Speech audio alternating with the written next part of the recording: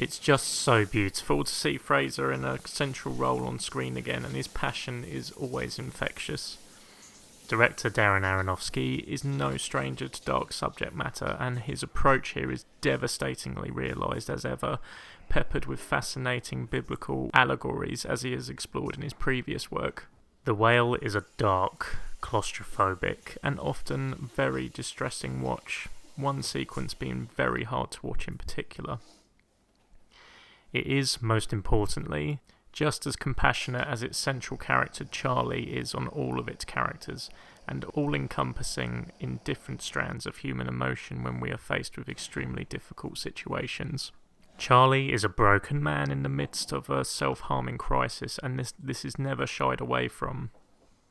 The masterfully emotional and marvellously physical performance by Fraser also takes time to show his sense of humour, however, and his positive outlook even in the face of aggressiveness towards him.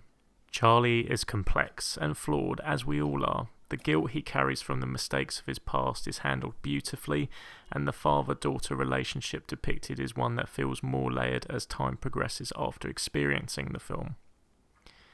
The acting is incredible all round, with particularly great supporting performances by Hong Chow as Liz and Samantha Morton in a brilliantly scene-stealing role as Mary.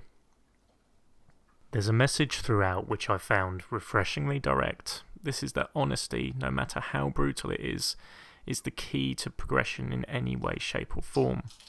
Charlie's yearning for others to be honest with him is paramount, and this is shown very effectively in the third act. His kindness that stays intact throughout the telling of this message and his own progression of being honest with those around him is so important. The metaphor of the bird play itself is deeply moving. I personally felt it never discriminated against Charlie.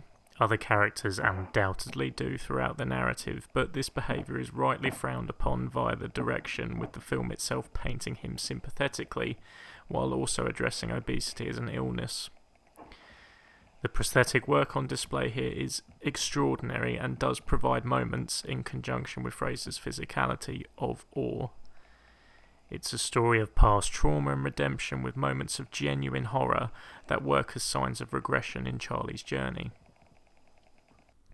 It isn't a perfect film. There are a couple of scenes tipping dangerously close into melodrama, which is more to do with the script than anything else, and the opening and ending both could have been more effective if handled with way more subtlety. But it is intensely heartfelt thanks to the performances, and one that's going to be on my mind for a while. And that haunting score by Rob Simonson. Chills.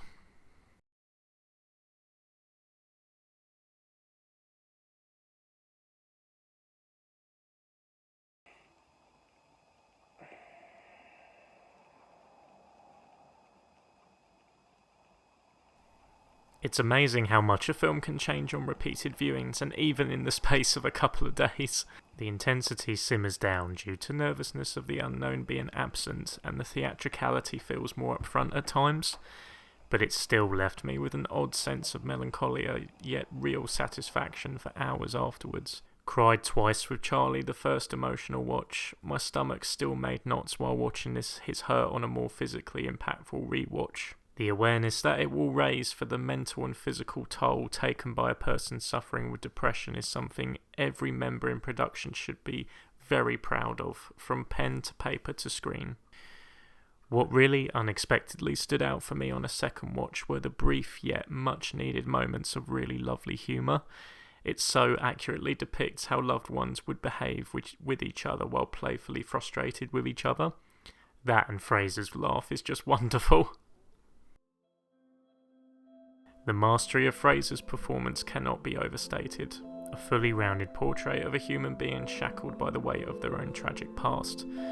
Charlie's compulsive need to apologise for everything and reactions to aggression around him absolutely broke my heart. The self-pity on display through a few lines of his dialogue felt oddly more highlighted on the second watch, reminding me a lot of Aronofsky's previous drama The Wrestler, in which I felt it really hard to empathise for the main character.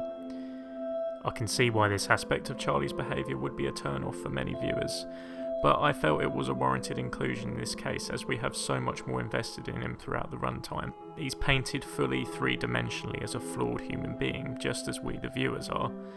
Don't we all have the capacity to be selfish at times and have shortcomings of our own? Genuinely thought-provoking, and a film that gives you more the more you bring to it.